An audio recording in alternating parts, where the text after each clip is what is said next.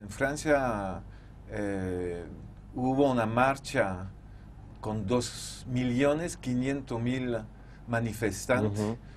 contra el proyecto de contrarreforma de las jubilaciones. En Grecia hubo 5 huelgas generales en el 2010. En Europa del Este también hubo rebelión importante. Europa del Este, una parte hace parte de la Unión Europea, como Rumania o Hungría, por ejemplo, donde hubo manifestaciones. Pero la explicación fundamental, creo, es de dos órdenes.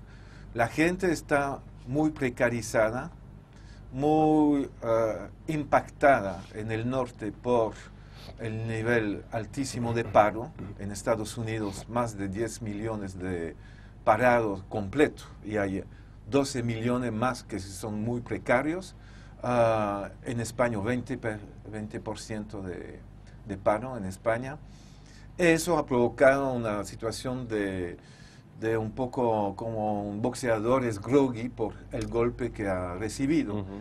El segundo punto es que al nivel de los movimientos sindicales, ellos al nivel de dirección tienen una inmensa dificultad a entrar en acción, a pesar que las bases tienen una disposición a entrar en acción. Pero a nivel de dirección sindical, en el caso europeo, tenemos la Confederación Europea de Sindicatos que tiene 60 millones de afiliados en Europa y ellos tienen temor si entran en un conflicto abierto de no poder controlar la dinámica del conflicto, porque la explosividad de la situación No se sabe es a muy dónde, alto. se sabe Exacto. dónde empieza, pero no dónde Sí, termina, exacto. digamos.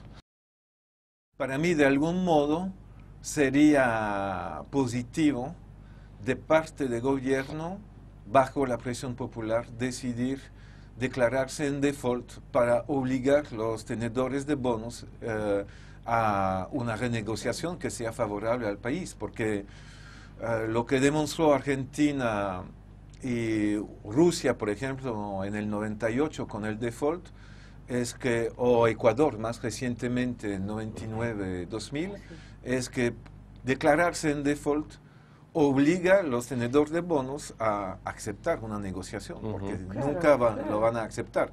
Y entonces el tema es cómo organizar el default. Para mí hay que combinar el default con auditoría de la deuda. Es decir, a los tenedores, señores tenedores de bonos, vamos a identificar las deudas ilegítimas y esas deudas no vamos a pagarlas.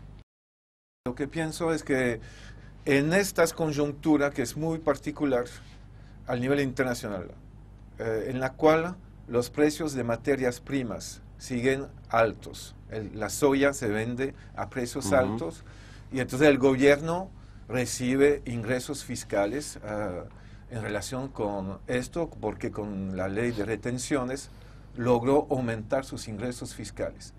Y los demás países, Brasil logra exportar sus materias primas a un precio alto. Eso hace que no hay una crisis de liquidez para pagar la deuda. Segundo, la tasa de interés internacional es bajísima, pero son dos factores que pueden cambiar de manera brutal de un día para la mañana. Y no es Argentina, no es Brasil, ni siquiera el G20 que va a decidir esto, sino la lógica de las grandes empresas transnacionales, las bolsas de valores y la dinámica global de la economía.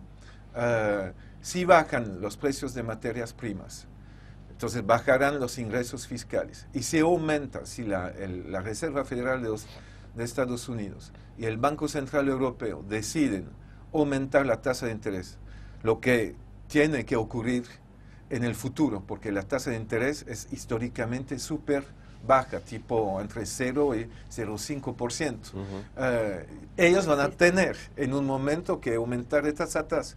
Si las dos factores cambian de manera brutal por decisión del norte, eso va a afectar de manera inmediata a países como Argentina, Brasil, el resto de América Latina y de los países en desarrollo. Entonces, allí para mí es súper importante tomar y adoptar una estrategia frente a esto y no esperar la crisis, sino utilizar la situación actual cuando los países tienen reservas internacionales importantes para exigir una renegociación de la deuda, hacer auditoría, porque cuando tú tienes reserva como gobierno, tú puedes resistir a las presiones de los acreedores, de los prestamistas.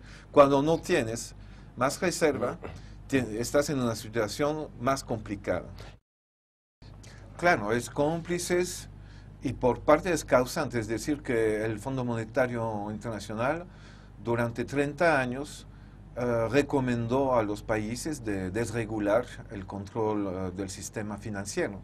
Y ya habíamos visto las consecuencias con las crisis bancarias en México en 94, en Ecuador en 99, aquí en Argentina en el 2001, y ahora esa misma desregulación que había sido aconsejada y apoyada por el FMI provocó la crisis del 2007 en Estados Unidos y en Europa. Entonces, si me preguntas sobre el futuro, es claro que de parte del G20 quieren dar todavía más fuerza al FMI, incluso para intervenir en las economías del norte, lo que está haciendo el FMI. Y para mí la solución es una arquitectura alternativa creada por los países del sur. Entonces, un Banco del Sur, claro. Un mecanismo de ayuda al nivel de tener reservas en común para enfrentar una crisis de liquidez, entonces un fondo común del sur, una moneda de cuenta común, como la propuesta del Sucre. Para intercambio, porque a mí esto de la moneda común a veces, cuando uno lo compara con Europa, por ejemplo, ¿no? Donde el euro está encorsetando a países, a los países más pobres como España y como Grecia. Yo hablo de una moneda de cuenta para el intercambio comercial. El intercambio comercial, y no necesariamente llegar, habría que ver los pasos que hay que dar. Tenemos más tiempo, pero le agradecemos a Felisa Micheli, le agradecemos a Eric usted también. Sobre todo, muchas gracias, Eric. La verdad que tu exposición fue súper interesante en el encuentro, así que gracias. Muchas gracias. Y les decimos también que en este cuarto encuentro de economía, Eric Toussaint ha presentado en Argentina su libro, La crisis global, de donde habla precisamente de todas estas cosas, ¿no? Así que bueno, nosotros les decimos hasta luego y seguimos con esta serie de entrevistas. Adiós.